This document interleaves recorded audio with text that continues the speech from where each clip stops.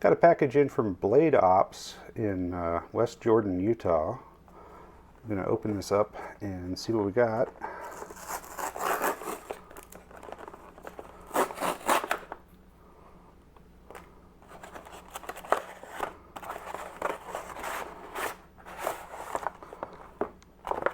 Package inside a package. All right, I will bust into this box using the Urban Trapper from Boker Plus.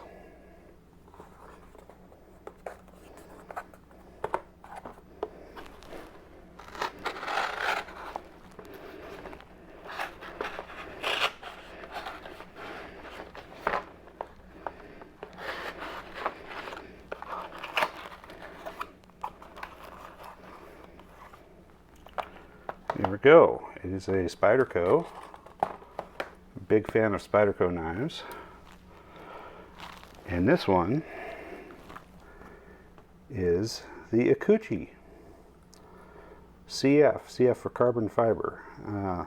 This is the only version of the Ikuchi, but maybe eventually there will be some exclusives or some sprint runs with different handle materials. Let's have a look here. So this is Spyderco's sort of narrow executive knife. And it's a flipper. It's got a sort of a rounded flipper tab. It looks almost like the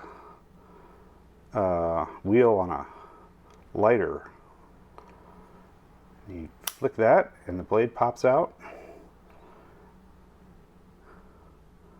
CPM S30V, flat ground. We've got the designer's mark there. This is coming out of Spyderco's Taichung, Taiwan facility. And it says carbon fiber, but it is actually a laminate of carbon fiber. It's got a thin layer of carbon fiber over G10, which is not my favorite finish, to be honest. I mean, it's a little, I guess, a little classier looking than just G10, but I mean, it doesn't quite look right. It doesn't look like regular carbon fiber. Flipping action on this thing is great. And it is Spyderco's compression lock, so it disengages from the back and has a detent action sort of similar to the feeling of a liner lock, although the mechanism is a little different. The way that the liner engages with the tang of the blade is a little more complicated with a compression lock and should be a little bit more stable and strong. And indeed, there's no blade play. All right, so I said this is Spyderco's sort of executive knife, and I don't know exactly when this came out relative to the CRKT CEO, but it seems like this is a natural comparison. The CEO is similarly a very slender knife that tucks away. The original version of the CEO had a thumb stud instead of a flipper. This version, which is a later model, has a flipper, and it's on ball bearings. The flipping action on this is pretty good too, and it's got an upswept blade, just like this Ikuchi does. So that seems like a natural comparison to make. They are overall about the same length. The Ikuchi is it's got a little taller blade, although it's still a very slender blade, and it's got a full flat grind, whereas the CEO has a saber height flat grind. Of course, the other model that gets compared to the CEO frequently is the Kwaiken from Boker. I don't have just the standard Kwaiken or the Kwaiken Air, but I do have this automatic version of the Kwaiken that was a collaboration between Boker and ProTech.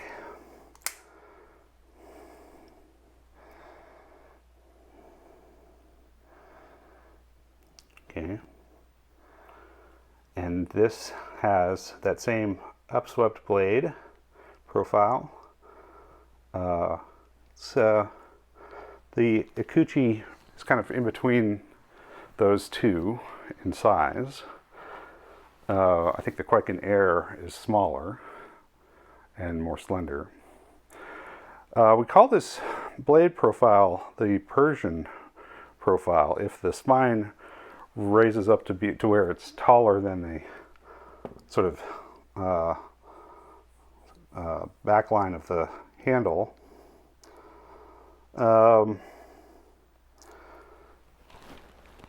And Spyderco doesn't make a lot of Persian profile blades. They have made at least one that I can think of, which is the much maligned Spyderco Tropen, which is a huge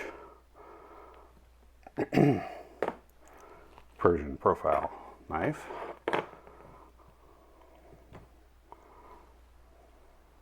Okay.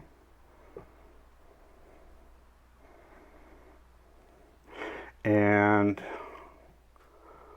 there are other Persian profile knives that you might come across. Here's one from Artisan Cutlery.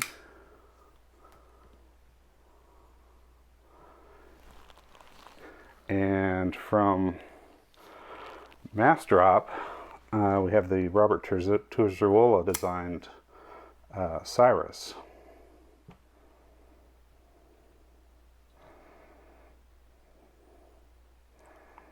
Okay.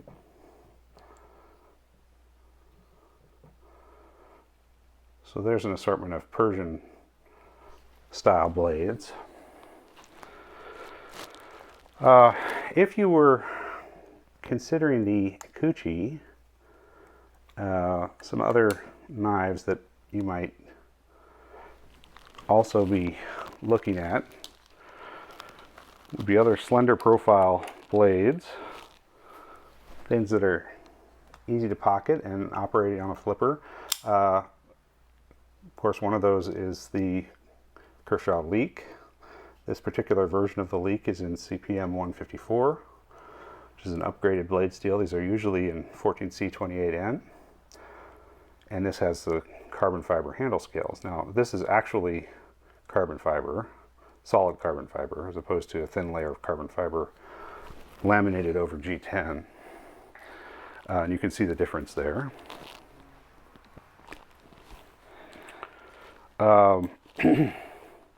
I opened this knife with the Urban Trapper, which is a Brad Zinker design. Here's another Brad Zinker knife, that Houndstooth or Dogtooth, I think this is called. This is from Mass Drop. These Mass Drop knives are manufactured by We Knives in China.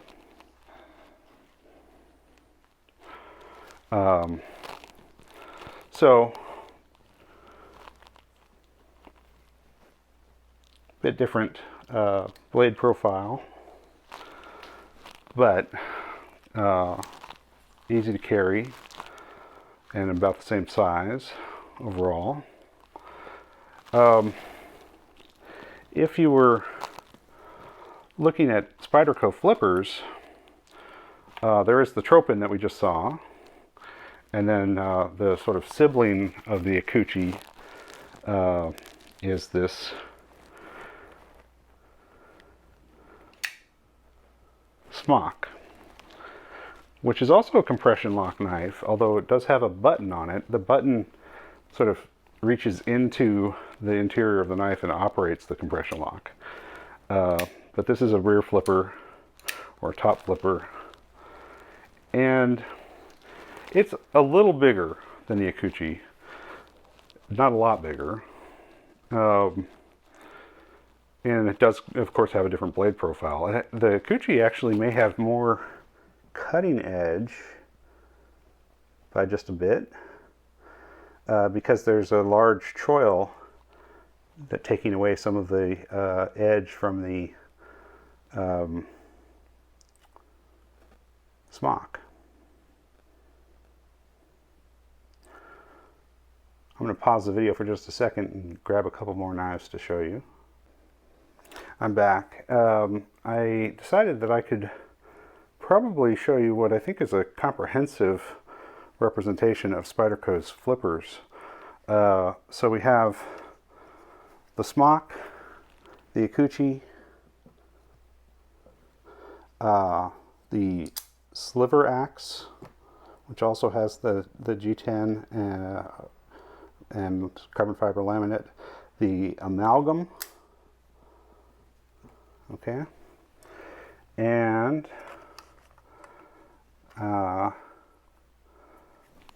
one from Italy, the Myto,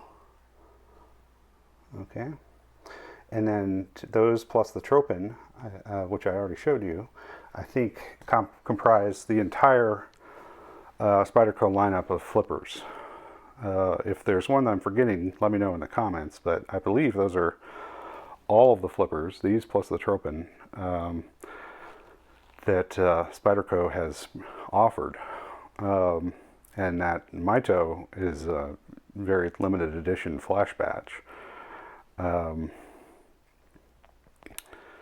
you can see where the Ikuchi sort of falls. It is the smallest of the bunch, although it is not that much smaller than the Smock.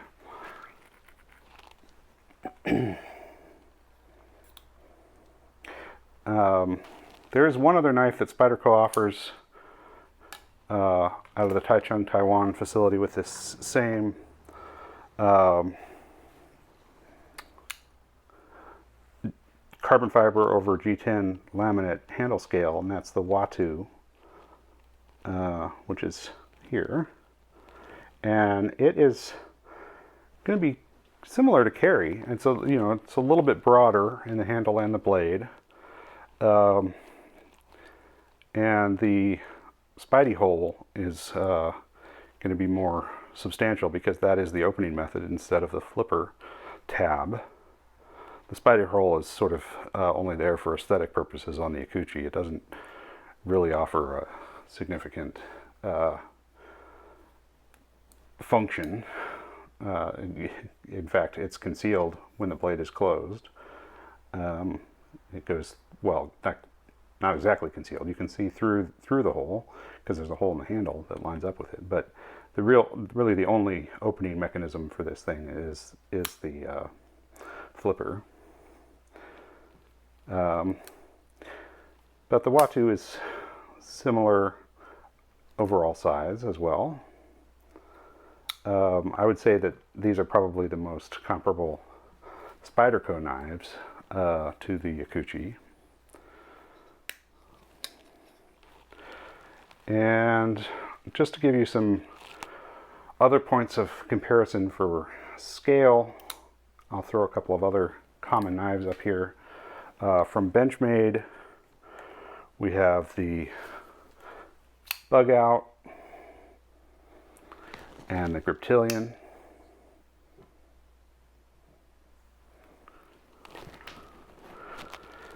From Spyderco, we have the Paramilitary 2 and Para 3. Here's the Para 3. And here's the PM2. Significantly bigger in the pocket because of the spider hole, right? If we're looking at these folded up,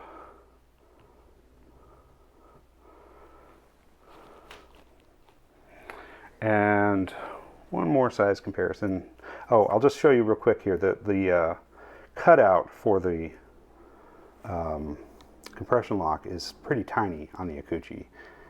It is really just the tip of your finger that can access that compression lock. And I suppose that is another means of opening the knife, is activating the compression lock and flinging it open. as opposed to using the flipper tab.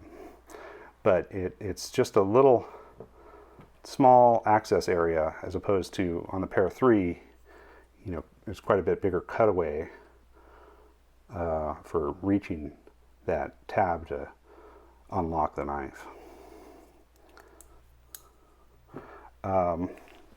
One more size comparison. We'll show you the good old Rat Model 1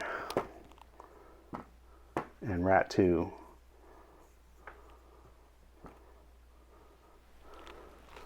Okay, and open these up.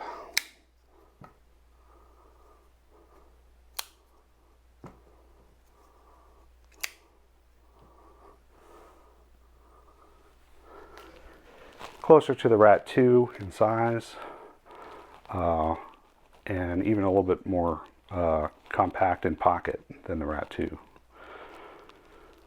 All right. Other thoughts on this knife? Well, let's talk about ergonomics for a second.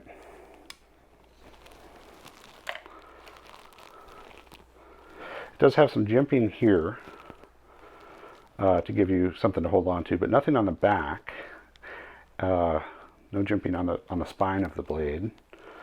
It is enough for a full 4-finger grip. Enough handle there, despite being a relatively small knife. And I am feeling that wire pocket clip a bit in my hand. That could raise some hot spots if you were using this knife for an extended period, but it shouldn't be a problem if you're just using it for daily activities, short cutting tasks. One of Spyderco's sort of least substantial knives in pocket, I would say. And Spyderco does make some very small knives, but even something like the Dragonfly is going to have a little more substance in your pocket in terms of its height across the across this dimension of the blade and the handle. So yeah, Spyderco's answer to the CEO, I suppose. Although, again, I'm not sure about which came first. This is not a review, it's just an unboxing video and first impressions and size comparison. But I may revisit this knife again in the future with a little bit more experience and have more to say about it. Until then, I hope you liked this video. If you did, please go ahead and click like. And if you subscribe to my channel, you'll get a lot more knife content. All right, bye-bye for now. Thank you.